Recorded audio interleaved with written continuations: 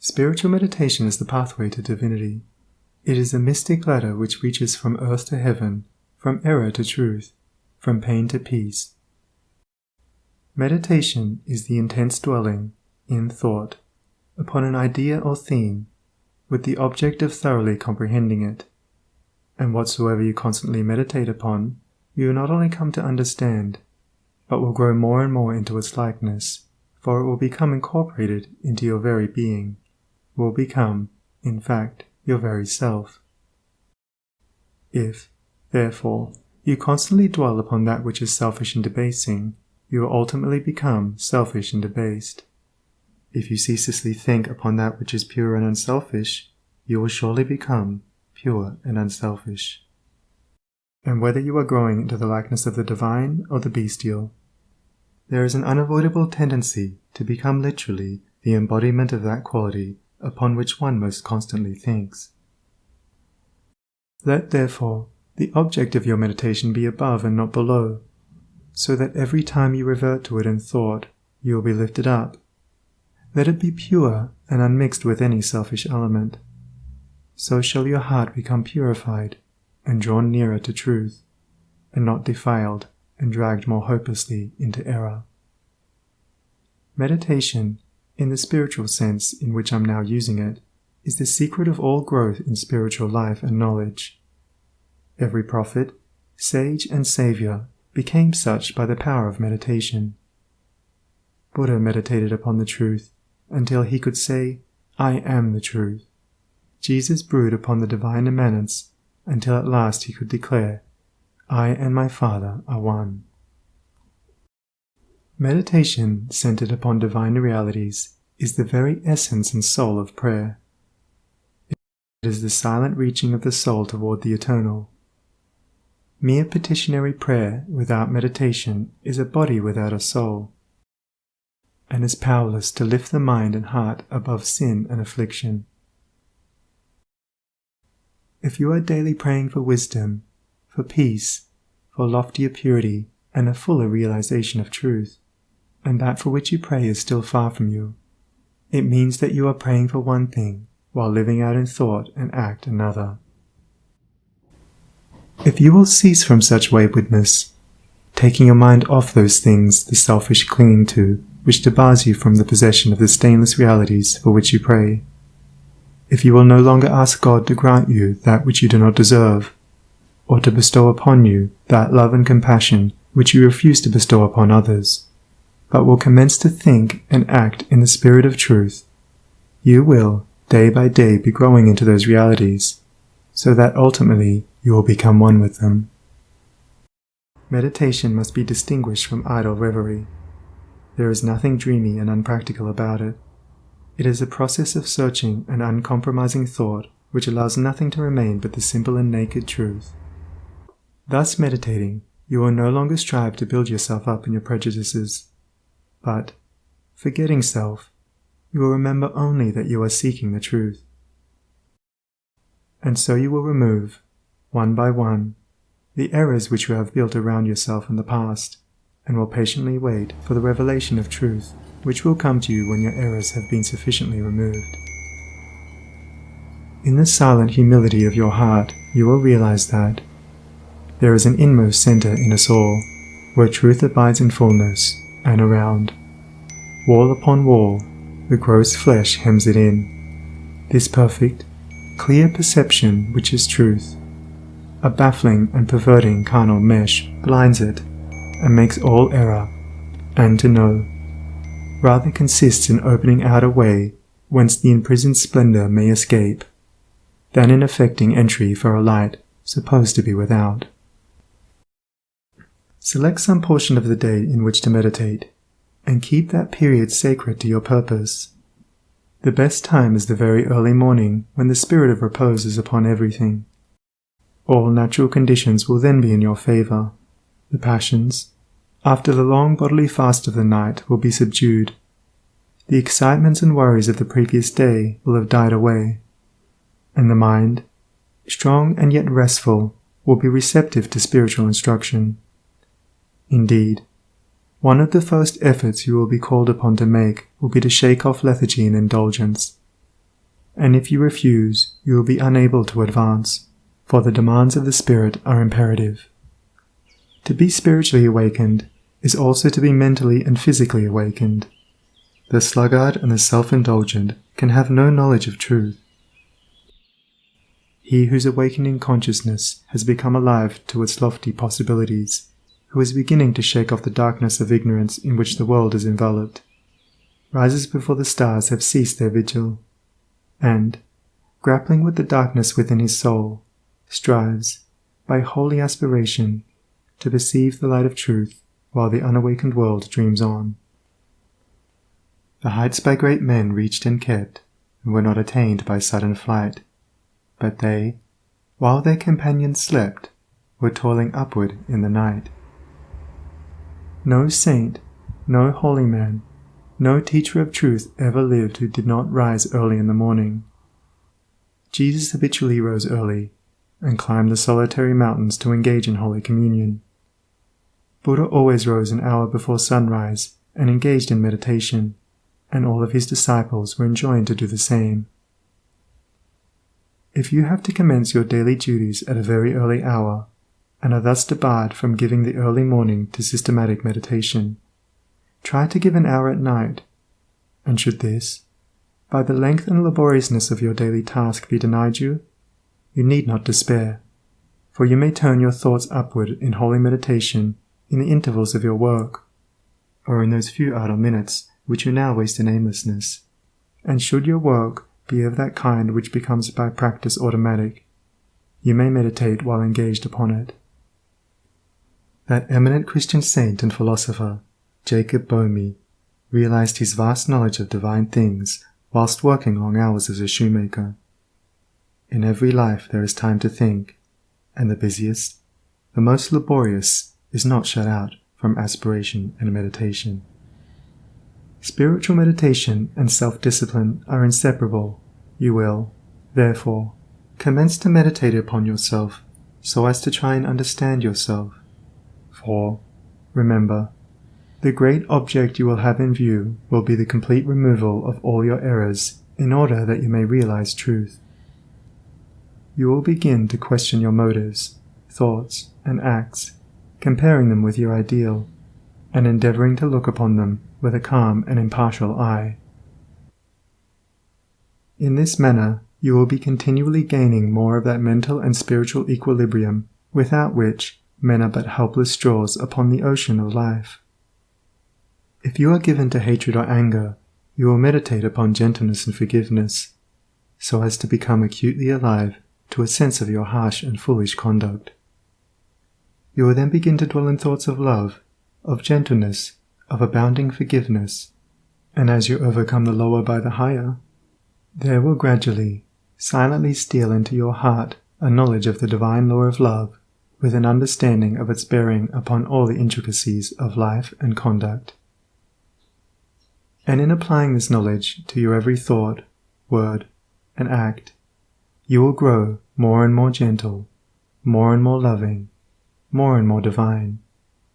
And thus with every error, every selfish desire, every human weakness, by the power of meditation is it overcome, and as each sin, each error is thrust out, a fuller and clearer measure of the light of truth illumes the pilgrim's soul. Thus meditating, you will be ceaselessly fortifying yourself against your only real enemy, your selfish, perishable self, and will be establishing yourself more and more firmly in the divine and imperishable self that is inseparable from truth. The direct outcome of your meditations will be a calm, spiritual strength which will be your stay and resting place in the struggle of life. Great is the overcoming power of holy thought, and the strength and knowledge gained in the hour of silent meditation will enrich the soul with saving remembrance in the hour of strife, of sorrow, or of temptation. As, by the power of meditation you grow in wisdom, you will relinquish, more and more, your selfish desires which are fickle, impermanent, and productive of sorrow and pain, and will take your stand, with increasing steadfastness and trust, upon unchangeable principles, and will realize heavenly rest. The use of meditation is the acquirement of a knowledge of eternal principles, and the power which results from meditation is the ability to rest upon and trust those principles, and so become one with the eternal. The end of meditation is, therefore, direct knowledge of truth, God, and the realization of divine and profound peace. Let your meditations take their rise from the ethical ground which you now occupy. Remember that you are to grow into truth by steady perseverance. If you are an Orthodox Christian, meditate ceaselessly upon the spotless purity and divine excellence of the character of Jesus, and apply his every precept to your inner life and outward conduct, as to approximate more and more toward his perfection. Do not be as those religious ones who, refusing to meditate upon the law of truth and to put into practice the precepts given to them by their master, are content to formally worship, to cling to their particular creeds, and to continue in the ceaseless round of sin and suffering. Strive to rise, by the power of meditation, above all selfish clinging to partial gods or party creeds, above dead formalities and lifeless ignorance, thus walking the highway of wisdom, with mind fixed upon the spotless truth. You shall know no halting place short of the realization of truth. He who earnestly meditates first perceives the truth, as it were, afar off, and then realizes it by daily practice. It is only the doer of the word of truth that can know the doctrine of truth, for though by pure thought the truth is perceived, it is only actualized by practice. Said the divine Gautama, the Buddha, "He who gives himself up to vanity and does not give himself up to meditation, forgetting the real aim of life and grasping at pleasure, will in time envy him who has exerted himself in meditation." And he instructed his disciples in the following 5 great meditations. The first meditation is the meditation of love, in which you so adjust your heart that you long for the weal and welfare of all beings, including the happiness of your enemies. The second meditation is the meditation of pity, in which you think of all beings in distress, vividly representing in your imagination their sorrows and anxieties, as to arouse a deep compassion for them in your soul. The third meditation is the meditation of joy, in which you think of the prosperity of others and rejoice with their rejoicings. The fourth meditation is the meditation of impurity, in which you consider the evil consequences of corruption, the effects of sin and diseases, how trivial often the pleasure of the moment, and how fatal its consequences. The fifth meditation is the meditation on serenity, in which you rise above love and hate, tyranny and oppression, wealth and want, and regard your own fate with impartial calmness and perfect tranquility. By engaging in these meditations, the disciples of the Buddha arrived at a knowledge of the truth.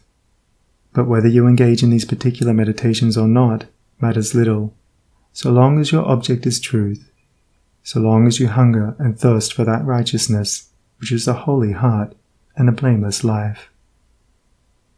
In your meditations, therefore, let your heart grow and expand with ever-broadening love, until, freed from all hatred and passion and condemnation, it embraces the whole universe with thoughtful tenderness. As the flower opens its petals to receive the morning light, so open your soul more and more to the glorious light of truth.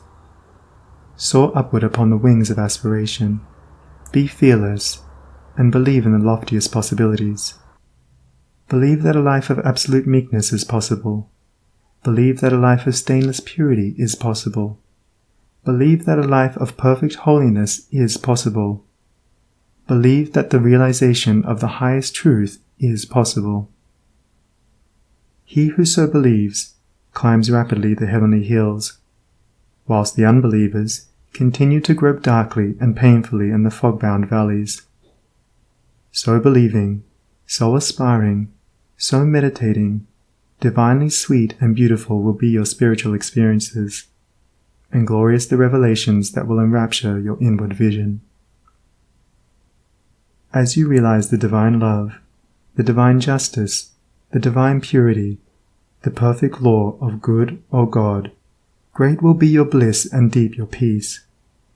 Old things will pass away, and all things will become new. The veil of the material universe, so dense and impenetrable to the eye of error, so thin and gauzy to the eye of truth, will be lifted, and the spiritual universe will be revealed. Time will cease, and you will live only in eternity. Change and mortality will no longer cause you anxiety and sorrow, for you will become established in the unchangeable, and will dwell in the very heart of immortality. Star of Wisdom. Star that of the birth of Vishnu, birth of Krishna, Buddha, Jesus. Told the wise ones, heavenward looking, waiting, watching for thy gleaming, in the darkness of the night time, in the starless gloom of midnight, shining herald of the coming of the kingdom of the righteous, teller of the mystic story, of the lowly birth of Godhead, in the stable of the passions, in the manger of the mind-soul, silent singer of the secret, of compassion deep and holy, to the heart with sorrow burdened, to the soul with waiting weary, star of all-surpassing brightness, thou again dost deck the midnight, thou again dost cheer the wise ones, watching in the creedal darkness, weary of the endless battle with the grinding blades of error, tired of lifeless, useless idols, of the dead forms of religions, spent with watching for thy shining.